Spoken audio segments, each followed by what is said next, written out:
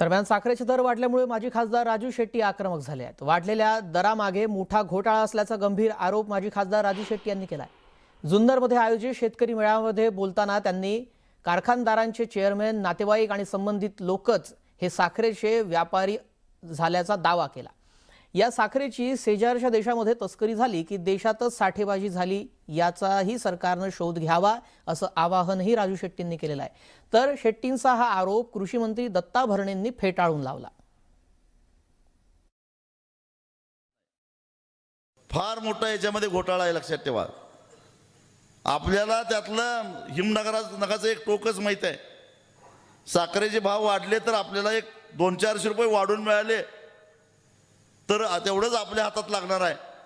पण या सगळ्या ज्या करामती, ज्या भानगडी या लोकांनी केलेल्या आहेत त्यामुळं जवळपास 22 ते 25 हजार कोटी रुपयाचा घोटाळा याच्यामध्ये झालेला आहे। आपल्याला साखरेचे दर कशामुळे वाढले आपल्याला माहिती आहे की असं म्हणता येणार नाही।